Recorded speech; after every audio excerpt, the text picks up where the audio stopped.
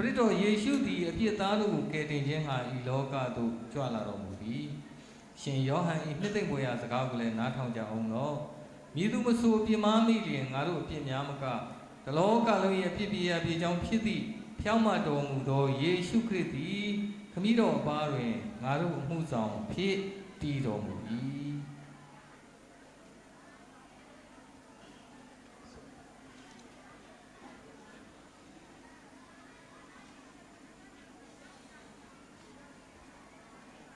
ကြောညာစရာများကြောညာပေးလို့ပါတယ်ကြောညာစရာခေါင်းစဉ်တွေနဲ့၃ခုရှိပါတယ်ပထမဆုံးတစ်ခုကတော့ကျွန်တော်ဒီခရိယန်ဂိုင်းပေါင်းစုံအသင်းတော်များအဖွဲ့ကိစ္စဖြစ်ပါတယ်ဆိုတော့ကျွန်တော်ပြည်မျိုးမှာကဂိုင်းပေါင်းစုံအနေနဲ့အသင်းတော်10ပါးရှိပါတယ်အသင်းတော်10ပါးနဲ့သင်တန်းကျောင်းရဟန်းဖြစ်သင်တန်းကျောင်းတစ်ကျောင်းရှိပါမယ်လာကြတဲ့အရှုချင်းဓမ္မတက္ကသိုလ်သင်တန်းကျောင်းရှိပါတယ်လို့ဆိုတော့ကျွန်တော်ဂိုင်းပေါင်းစုံအသင်းတော်အရှိကောက်ကတော့ပြည် Christian Churches Union ပေါ့ Union PCC လို့သုံးပါတယ်ဆိုတော့အသင်းတော်ဒီဂိုင်းပေါင်းစုံကော်မတီအဖွဲ့ရှိပါတယ်အဲ့ဒီအောက်မှာကျွန်တော်အသင်းဖွဲ့ကော်မတီ၄ခုရှိပါတယ်လို့ဒီ working committee ဆိုတာရှိပါတယ်လုံးဝဆောင်ကော်မတီရှိမယ်နောက်ပြီး Korean တုတ်တန်အုပ်ချုပ်စီမံရေးကော်မတီဆိုတာရှိပါတယ်အခုကတော့မြစ်တာရှင်ရဲ့အစီကံပရာဟိတလူမှုကူညီရေးနဲ့နာယီကူညီမှုအသင်းရှိပါတယ်နောက်ဆုံးတစ်ခုကတော့ဒီလူငယ်များအသင်းပေါ့နော် BC1F ဒီ Christian Youth Fellowship ဆိုတာရှိပါတယ်လို့ကျွန်တော်တို့ဂိုင်းပေါင်းစုံကဘယ်ဟာနဲ့ချိတ်ဆက်ပြီးလှုပ်ဆောင်တဲ့လုပ်ငန်းတွေကိုနှစ်စဉ်လုပ်ငန်းတွေကိုလှုပ်ဆောင်တာကတော့ MCC ဒီမြန်မာ Council of Churches ပေါ့နော်။နိုင်ငံခရစ်ယာန်သင်းတော်များကောင်စီမှာရှိတဲ့ဌာနဆိုင်ရာတွေရှိမယ်ပူးပေါင်းချိတ်ဆက်လှုပ်ဆောင်တဲ့အသင်းဖွဲ့များရှိပါတယ်။ဒီဟာတွေနဲ့ကိုကျွန်တော်ကော်မတီကလုပ်ပါတယ်။နောက်တစ်ဖွဲ့ကတော့မြန်မာနိုင်ငံကက်သလစ်ဆရာတော်ကြီးများအဖွဲ့ချုပ်ဆိုတဲ့ CBCM လို့သုံးပါတယ်ကျွန်တော်တို့က Catholic Bishop Conference of မြန်မာပေါ့နော်အဲ့လိုသုံးပါတယ်ဆိုတော့အဲ့ဒီနှစ်ဖွဲ့နဲ့ကျွန်တော်တို့ပူးပေါင်းပြီးတော့မှနှစ်စဉ်လှုပ်ဆောင်ရတဲ့လုပ်ငန်းတွေကိုဒီ working ကအလုံးစုံကော်မတီကနေပြီးတော့ချိတ်ဆက်ပြီးတော့မှကျွန်တော်တို့ဂိုင်းပေါင်းစုံများကလှုပ်ဆောင်ရရှိပါတယ်လို့အသင်းတော်တွေကတော့10ပါးကတော့ကျွန်တော်အင်္ဂလိကန်အပါအဝင်ကက်သလစ်ကစိန့်ဘောနဲ့စိန့်ဖရန်စစ်အသင်းတော်2ပါးပါပါတယ်နောက်တစ်ခုကတော့အရှုချင်းနှစ်ချင်းပေါ့နော်အရှုချင်းနှစ်ချင်းအသင်းတော်တစ်ပါးရှိပါတယ်နောက်တစ်ခုကတော့၅ခုမြောက်ကဒီတာနာပြုအသင်းတော်များအဖွဲ့ဆိုပြီးရှိပါတယ်အဲ့ဒီအသင်းတော်များအဖွဲ့အောက်မှာတော့အသင်းခွဲလေးတွေ73ဖွဲ့ရှိပါတယ်ဆိုတော့နောက်ကျန်တဲ့၅သင်းကတော့ဒီမြန်မာနှစ်ချင်းအသင်းတော်များပဲဖြစ်ပါတယ်လို့ဒါကတော့ဒီဂိုင်းပေါင်းစုံအသင်းကြီးဂိုင်းပေါင်းစုံရဲ့အသင်းလှုပ်ရှားမှုကိုတော့ပြဝေမျှပေးခြင်းဖြစ်ပါတယ်ဆိုတော့သူတို့ကဒီဒီဇင်ဘာထဲမှာကျွန်တော်တို့စူပေါင်းခရစ်စမတ်ပြုလုပ်ဖို့ရှိပါတယ်ဒါမဲ့17ရက်နေ့ပေါ့နော်17ရက်နေ့12လမှာပေါ့နော်စူပေါင်းခရစ်စမတ်ကိုကျွန်တော်စိန့်ဖရန်စစ်ဒီကမ်းနားမှာပဲဒီဘူဂျိုလမ်းဘေးမှာရှိပါတယ်စိန့်ဖရန်စစ်အသင်းတော်မှာဒီညနေ3နာရီစူပေါင်းခရစ်စမတ်ရှိပါတယ်သက်ဆိုင်ရာအသင်းတော်တွေကိုလည်းစာထုတ်ပေးပြီးထားပြီးပြီဒီစူပေါင်းခရစ်စမတ်အစီအစဉ်မှာလာရောက်ပြီးတော့မှတင်သားများလည်းပေါင်းပေးဖို့ထပ်မံပြီးတော့မှအသိပေးကြော်ညာပေးလိုပါတယ်ဒါကတော့ကျွန်တော်ဂိုင်းမောင်းဆုံးတင်တော်များအဖွဲ့ရဲ့လှုပ်ဆောင်ချက်ဖြစ်ပါတယ်နောက်တစ်ခုကတော့တာနာဘိုင်းနယ်အနေနဲ့ကြော်ညာချက်ဖြစ်ပါတယ်တာနာဘိုင်းနယ်နဲ့ကတော့နှစ်ခုကြော်ညာပေးလိုပါတယ်ပထမတစ်ခုကဘာလဲဆိုတော့နှစ်လဲကုန်ပြီဆိုတော့ဒီတာနာပိုင်းတွေကိုပြေးဆောင်ရမယ်အသင်းတော်အနေနဲ့ပြန်ပြီးတော့မှပေးသွင်းရမယ့်အရာများရှိပါတယ်ဆိုတော့အဲ့ဒီကကိုပိုင်ရက်တီရေးနဲ့ဆိုတာရှိပါမယ်ကိုပိုင်ရက်တီရေးဆိုတာကကျွန်တော်တို့ဗတ္တိဇံလက်တင်မင်္ဂလာခံယူပြီးသူများပေါ့နော်တာနာပိုင်းတွေကိုပြင်ဖို့ဖြစ်ပါတယ်ဗတ္တိဇံမင်္ဂလာခံပြီးတဲ့ကလေးသူငယ်တယောက်ကတစ်နှစ်ကို1000လုံးနဲ့ရုံးကနေပြီးတော့သတ်မှတ်ပြီးတော့ရုံးကိုတွင်းရပါတယ်လက်တင်ခံပြီးတော့2000ဆိုပြီးတော့မှသတ်မှတ်ပြီးတော့ကျွန်တော်အသင်းသူတင်သားများကတွင်းပေးရတာပဲဖြစ်ပါတယ်ဒါတစ်နှစ်ကိုတစ်ကြိမ်ပေါ့နော်ဒါကိုကျွန်တော်ကကိုပိုင်ရက်တီရေးဆိုတဲ့ခေါင်းစဉ်တွေနဲ့သတ်မှတ်ပြီးတော့မှရုံးကိုတင်ဖို့ဖြစ်ပါတယ်လို့ နောက်သာနာပိုင်းနဲ့တွင်းမှုကတော့စုဘူးကြံပါသေးတယ်ဆိုတော့စုဘူးများတစ်နှစ်တာကာလမှာမိသားစုများရဲ့ကျေးဇူးတော်ချီးမွမ်းခြင်းအနေနဲ့ဒါထည့်ဝင်ပေးဖို့ပြန်အတွက်သတ်မှတ်ပြီးတော့မှရုံးသာနာပိုင်းနဲ့ဟိုပေးလူဖို့ဒါဖြန့်ဝေထားခြင်းပဲဖြစ်ပါတယ်ဒီစီဘူးများဒီနှစ်ခုကိုပေါ့နော်ရုံးကိုအမြန်ပေးသွင်းနိုင်ဖို့ကြံရှိနေပြီကနေပါကလည်းဆက်လက်ပြီးတော့မှဒီတခြားသူများလည်းမေးနေလို့ရှိရင်အတင်းသူတွေများလည်းချင်းချင်းနှိုးတော်ပြီးတော့ပေးသွင်းပေးဖို့ဒါကြော်ညာပေးလိုပါတယ်လို့ဒါသာနာပိုင်းနဲ့ပတ်သက်ပြီးတော့ကြော်ညာစရာဖြစ်ပါတယ်အတင်းတော်အနေနဲ့ကြော်ညာစရာကတော့၃ခုရှိပါတယ်ပထမတစ်ခုကတရက်တရာလို့ကျွန်တော်တို့သုံးခေါ်တယ်ပေါ့နော်တရက်တရာဆိုတာကဒီဟာကိုအကောင့်ထဲပေါ်ခဲ့တာကကွယ်လွန်သွားပြီဖြစ်တဲ့ကျွန်တော်ဘုန်းတော်ကြီးဂျိုးဆက်ကနေပြီးတော့ဒီဟာကိုအစပြုပါတယ်ဆိုတော့သူအမှုဆောင်ခဲ့တဲ့ရှင်မတိအိုရှိပင်မှာသူလုပ်ခဲ့တဲ့အရာပေါ်မှာမူတည်ပြီးတော့ဒီမှာကျောင်းတိုင်ဖြစ်တဲ့အခါမှာသူဒီဟာကိုအကောင့်ထဲပေါ်သွားပါတယ်ဆိုတော့ကျွန်တော်လည်းဒီတရက်တရာဆိုတဲ့ဟာကိုစုပြီးတော့မှဒီပါရုံတစ်ခုထားကြမယ်ဆိုပြီးတော့ဆုံးဖြတ်ပြီးတော့မှလှုပ်ဆောင်ရရှိပါတယ်ဒါကတော့အသင်းတော်ရဲ့ဒီကားဝယ်ဖို့ကိစ္စဖြစ်ပါတယ်အသင်းတော်မှာကျွန်တော်တို့အသင်းဘုရားကျောင်းနဲ့အသင်းသင်သားတွေနဲ့သွားလာတာဝေးတဲ့အခါမှာခက်ခဲရှိတယ်ပေါ့နော်ရှိတဲ့အခါမှာဒီဟာကိုမြင်ပြီးတော့မှကျွန်တော်ကားဝယ်ကြမယ်တရားစုကြမယ်ဆိုပြီးတော့မှဆုံးဖြတ်ပြီးတော့ကောင်းတဲ့ပေါ်ဒီနေ့ချိန်ကြီးကောင်းတဲ့ပေါ်လှုပ်ဆောင်နေရှိပါတယ်ဆိုတော့ဒီတရားကိုပုံမှန်သစ္စာရှိစွာဖြင့်ရဲ့ပေါဝင်ထည့်ဝင်တဲ့မိသားစုပေါ့နော်တိန်အောင်တယောက်တရားမဟုတ်တိန်အောင်မှတရားပဲတည်းဆိုတော့အဲ့ဒါကိုအမှန်မှန်ထည့်ဝင်တဲ့သင်သူသင်သားများလည်းရှိပါတယ်မထည့်ဝင်နိုင်သေးတဲ့သင်သူသင်သားများလည်းရှိသေးတယ်ဆိုတော့ဒီຢာကိုဂရိခံငွေပေါ့ဆရာကြီးကျွန်တော်တို့ကတော့ကားဝယ်ဖို့အတွက်တစ်နှစ်ကိုဘယ်လောက်ထည့်မယ်စသဖြင့်ဒီလိုမျိုးတွေလည်းရှိပါတယ်ဆိုတော့ဒီຢာကိုကျွန်တော်နောက်နှစ်2016မှာကောင်းတဲ့ပေါ်နိုင်အောင်လို့ကြိုးစားလှုပ်ဆောင်ဖို့အသင်းတော်ကော်မတီအနေနဲ့လည်းလှုပ်ဆောင်ရရှိတယ်ဆိုတော့ဒီဘာပေါ်မှာလည်းအသင်းသင်သားများသူတစ်ဖြင့်အသင်းသင်သားများကကြိုးစားပြီးတော့မှပေါင်းပေးဖို့ထပ်ဝင်ပေးဖို့နည်းသည့်များသည့်လို့မဆိုဘဲနဲ့ကိုအသင်းတော်ရဲ့ကိစ္စအတွက်ပါကျွန်တော်တို့ပတ်တက်နိုင်တဲ့လောက်ပေါ့နော်ကျေးဇူးတော်ချီးမွမ်းခြင်းနေနဲ့ဒီဟာကိုလည်းလှုပ်ဆောင်မှုကိုနှိုးဆော်ပေးလိုပါတယ်ဒါပြီးတော့ခါမှာနောက်တစ်ခုကသင်တန်းကျောင်းကိစ္စဖြစ်ပါတယ်သင်တန်းကျောင်းကသင်တော်မှာကျွန်တော်တို့သင်တော်ကော်မတီဝင်တွေနဲ့လှုပ်ဆောင်ရရှိတဲ့ဒီစိတ်မှတ်ပေါ့နော်စိတ်မှတ်ကတူနာပြုစေဝါကျွမ်းကျင်တဲ့တူနာပြုဒီသင်တန်းကျောင်းကိုစတင်ဖွင့်လှစ်စတင်ဆိုတာကျွန်တော်2020နှစ်လောက်တည်းကကျွန်တော်တို့လုပ်လာနှစ်ကုန်လောက်တည်းကကျွန်တော်စပြီးတော့ကောင်းတဲ့ပေါ်လှုပ်ဆောင်ခဲ့ပါပြီဆိုတော့အခုချိန်မှာတော့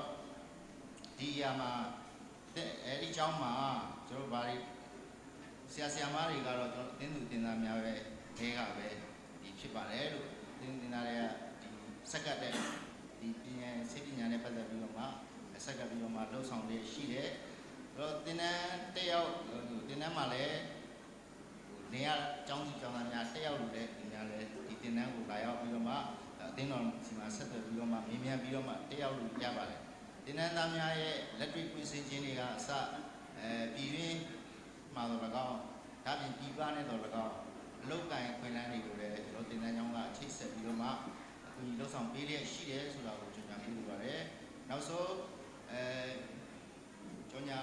ဆရာကတော့အသင်းတော်ဒီကော်မတီစီဝေးဖြစ်ပါတယ်ဒီဇင်ဘာအတွက်ကျွန်တော်တို့အသင်းတော်ကော်မတီစီဝေးကိုလာမယ့်ပတ်ဆန်ဒေးဖျားယောင်းပွဲတော်ဖို့ရင်းပြီးမှကျွန်တော်တို့ပြုလုပ်ဖို့ရှိပါတယ်ဒါကြောင့်ကော်မတီဝင်တွေနဲ့ကော်မတီဝင်များအပါအဝင်အသင်းအဖွဲ့ယောက်ျားမိခင်လူငယ်ဓမ္မပညာသင်တန်းကျောင်းနတ်စိတ်ပါဝင်တော့နော်ကော်မတီရဲ့ကိုယ်စားလှယ်တွေပဲပါဒီစီဝေးကိုတက်ရောက်ဖို့လာမယ့်ပတ်ကိုတက်ရောက်ဖို့ကြုံညာပေးလိုပါတယ်လို့ကျွန်တော်ဇာများကတော့ဒီလောက်ပဲဖြစ်ပါတယ်အားလုံးကိုရှိသေးတယ်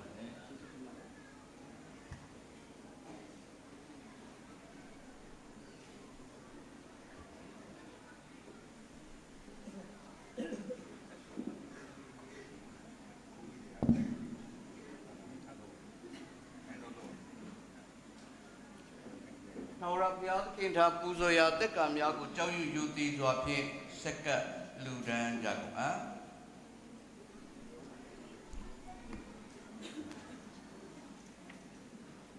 ငါကိုအရှင်ဖျားရှင်ဖျားလျှောက်တော်သူတိုင်းကောင်းကင်နိုင်ငံတော်သို့ဝင်ရမည်မို့ကောင်းကင်ဘုရားငါဖိုက်အလိုကိုဆောင်ရွက်သူသာလျှင်ဝင်ရကြလိမ့်မည် Çete bu aplikasyon konuları çıkmak lazım.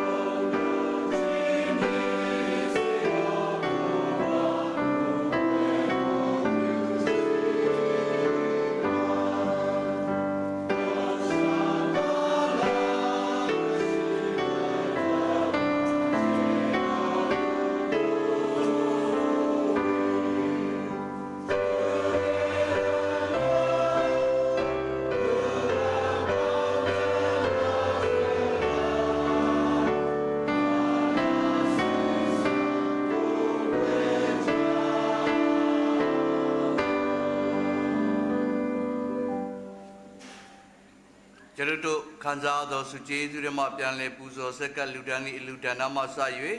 ကိုခန္ဓာစိတ်ဝိညာဉ်၃ပါးစလုံးကိုပါပင်လင်ထံတော်ပေါသောအတူတကွပူဇော်ဆက်ကလူတန်းကြကုန်အားတန်ရှင်းသောကောင်းကင်တမန်များ၏ကိုယ်ွယ်ကိုယ်လူကြီးကို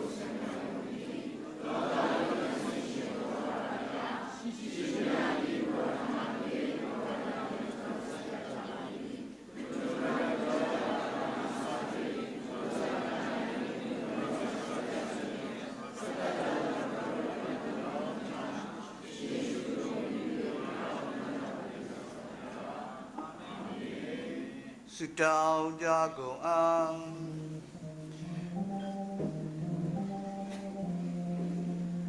သာရတရားဒီပရိသေတိသူရှိတော်မူပါစေသောသာရတေသူရှိတော်မူပါစေသောဘေ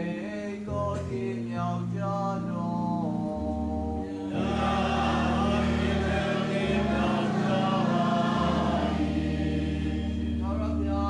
ကျေးဇူးတော်ကိုချီးမွမ်းကြ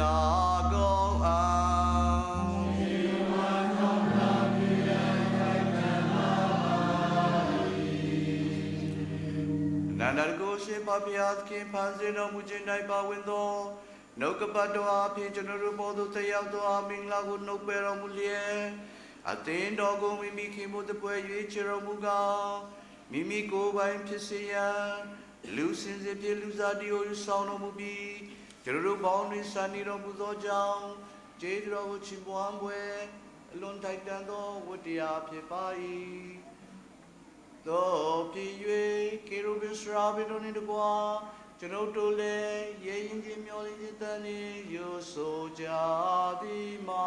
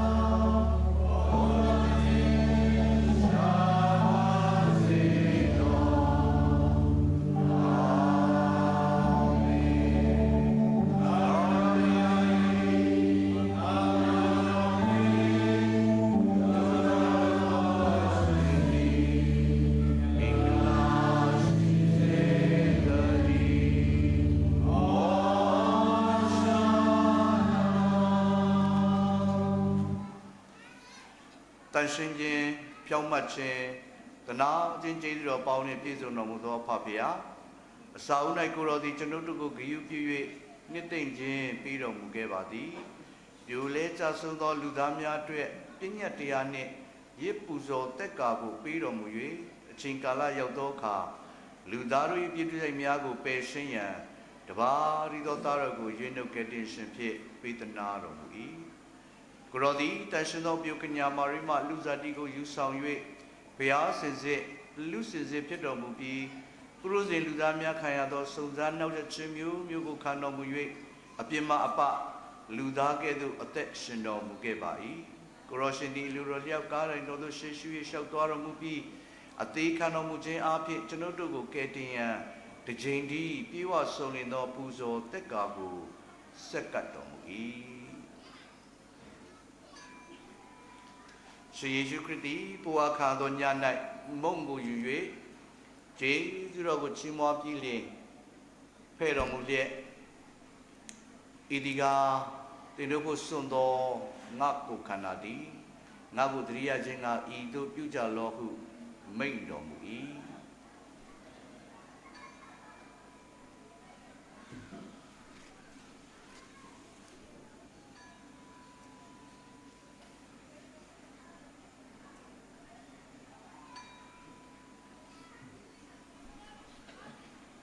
ထိုနည်းတူအာဟာရကိုသုံးပြီးနောက် ဖလားတော်ကိုယူ၍ဤဖလားကငါအသွေးဖြင့်ဖွဲ့သောဖလားတော်သည်တင်းတို့တောက်တိုင်းငါကိုတရိယာခြင်းငါဤတို့ပြုကြလောဟုမိန့်တော်မူ၏အာမင်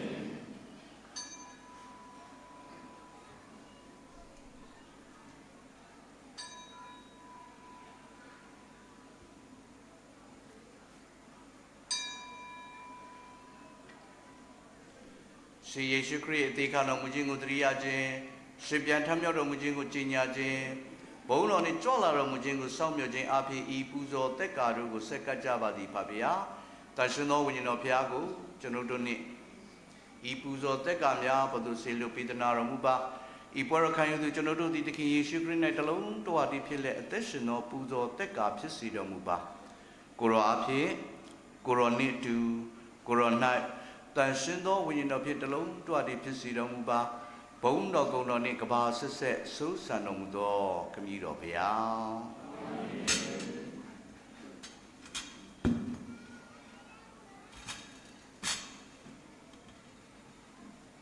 ရှင်ပြာဤပလင်တော်သို့တိုက်တန်စွာတိုးဝင်နိုင်အံ့သောငါနှင်းချစွာချီးမွမ်းခြင်းပထရှိကခြင်းပထနာကိုသူတို့ကယေရှုရဲ့ဆုတောင်းကြပါကျွန်ုပ်တို့၏ဘုရားရှင်ကိုအားကိုး၍သူတို့ကိုချေတဲ့ဘုံနဲ့သူရမ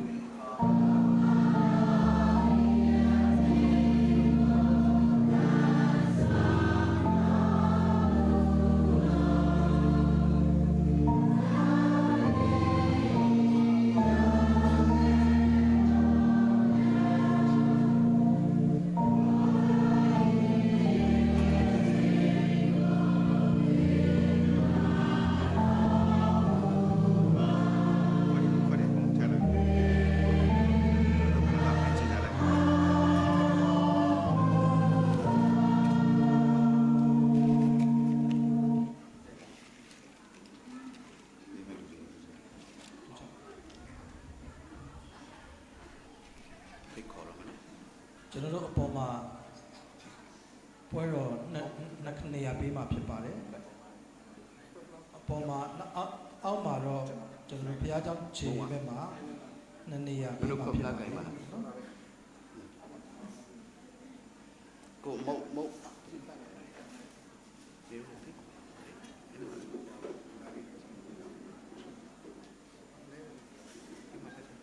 ဒီလိုကိုစွန့်အောင်တော့ရှိပြေကိုခါနာရနေပြည်တော်မြတ်ခိုင်ကဒေသတော်ကိုချီးမွမ်းလက်ယုံကြည်ခြင်းဖြင့်တိုးဝင်ဖြစ်ကြတော့ဓမ္မသရှင်နံပါတ်181ဓမ္မသရှင်နံပါတ်181 က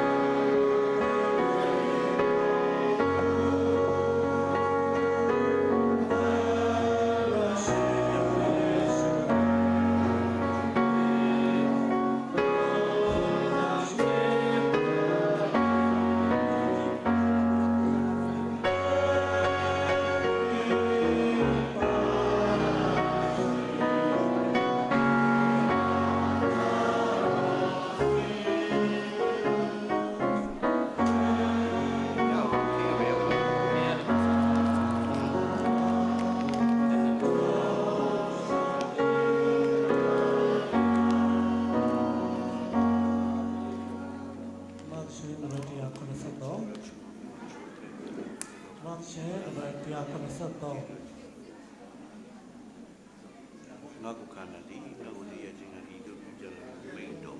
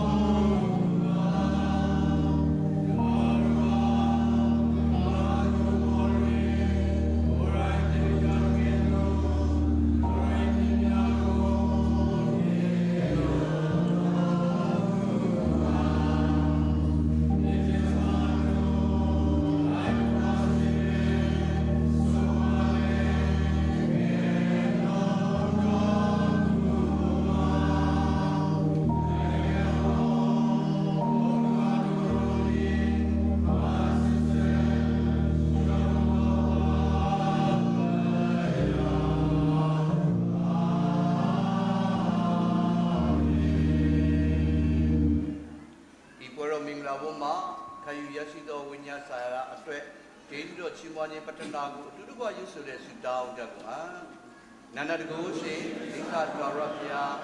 she is with Laro Pilo Pito, Winnie Sahara Pipiro Moja, Afro Suman Jabai. Yogi Ita Kayaja, Yogi Pito, Taria Pokana Hinga Pitaja, Central Jiro, Tawa Nagari, Swinga Pitaja. Goodness is all the one I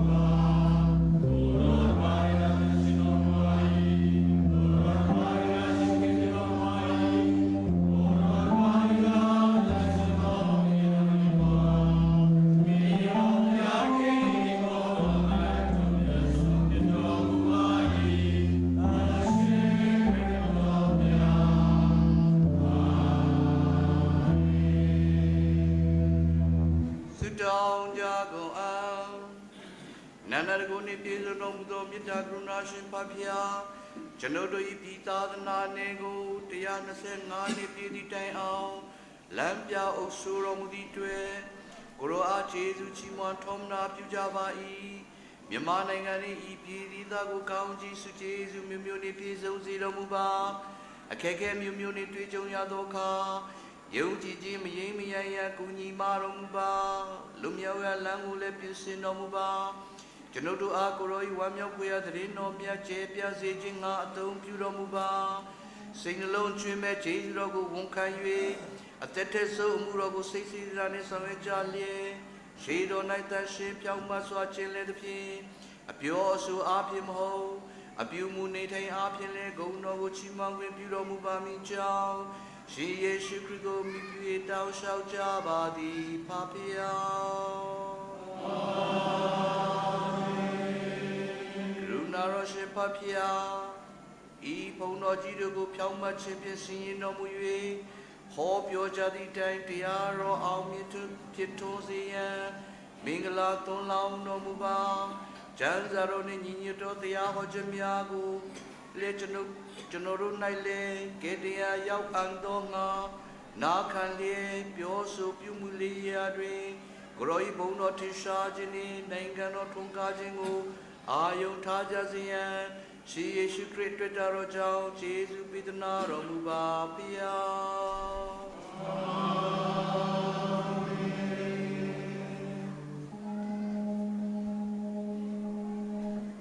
လူတို့ကြံစီမမိနိုင်သောဖယားသခင်ငြိမ်သက်ခြင်းချစ်တော်သည်ပရိသတ်တို့၏စသလုံးတွင်၌ဖယားသခင်နှင့်သားတော်ယေရှုဖျား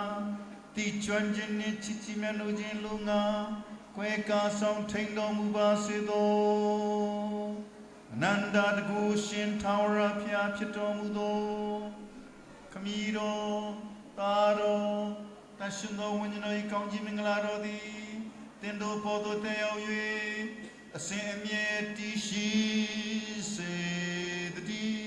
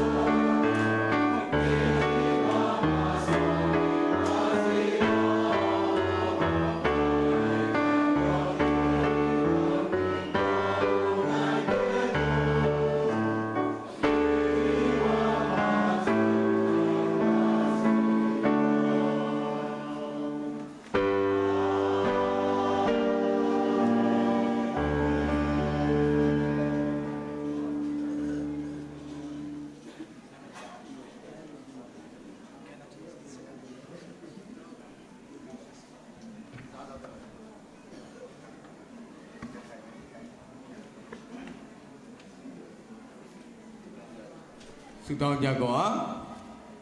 တေလူပူဇော်ထားတဲ့အထူးဒါနများကိုသူတို့ကစက္က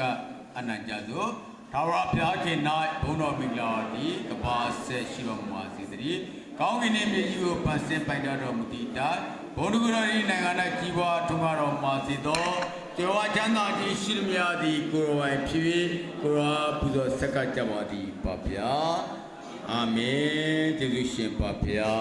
တေလူပူဇော်လက်ရှိတဲ့ဤလူဒါနကိုခရစ်ရှင်ဘုရားကောင်းကြီးပေးသလိုရှင်တော်ပူဇော်ကဖြစ်တဲ့ခန္ဓာစိတ်ဝိညာဉ်အတ္တနဲ့သာသမီတို့အနာဂတ်များကိုလည်းခရစ်ရှင်ဘုရားထံတော်၌စက္ကအနံပါဤလက်ခံကောင်းကြီးပေးပါလမ်းပြ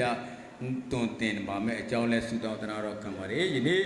ဝိညာဉ်အစာအာဟာရဖြစ်ကျွေးမွေးတော်မူသောဤအသေးတော်သားတော်ထိုက်တန်စွာခံယူပြီးခန္ဓာကိုယ်ဖို့လုံးကပြင်ဆင်ထားသောအစာတောက်များအတွက်လည်းကျေးဇူးကြီးမွန်တဲ့လူရန်မှုပြုကြတဲ့သာသမီများကိုလည်းအစ30 60တရားမကဘွားများစေနိုင်သောအခွင့်ကိုရှင်ဘုရားပေးတာမကဘဲနဲ့ချက်ပြုတ်ကျွေးမွေးကြသောသူများပြင်ဆင်ပေးကြသောသူများကိုလည်းကိုရှင်ဘုရားထံတော်ပါမှာလုံလောက်သောကျမ်းမာခြင်းချမ်းသာခြင်းကောင်းကြီးမင်္ဂလာများနဲ့ပြည့်စုံစေသောအခွင့်ရရှိစေပါစားသောသူများကိုလည်းခန္ဓာခွန်အားနဲ့သူကိုယ်အမှုတော်အတွက်ဘုံကိုစက္ကနိုင်တော်ခွန်အားတစ်များရရှိစေပါယေရှုပြား၏နာမ၌ဆုတောင်းတနာတော်ခံကြပါရပါဗျာ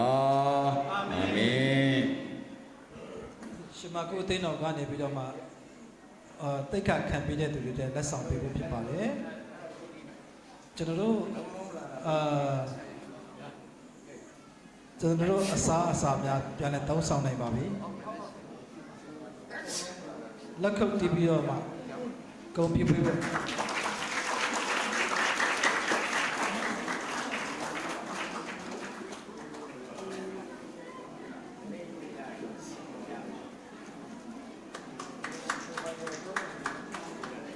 ကျေးဇူးများကြီးတင်ပါတယ်ကျွန်တော်တို့ခရစ်စမတ်တခြင်းကိုလည်းတည်ဆိုရင်းနဲ့ရှိတဲ့နေရာမှာပဲတည်ဆိုရင်းနဲ့အင်ဂျီလည်းပဲအထက်20လောက်ကျန်ပါသေးတယ်တဲ့နော်ကျွန်တော်ကြော်ညာထားတဲ့ရာပြည့်အင်ဂျီ125နှစ်ပြည့်အင်ဂျီအထက်20ဆရာမမိုးနေနဲ့ဆရာမဆွဆွနဲ့စီမအားပေးနိုင်ပါတယ်။အော်တောင်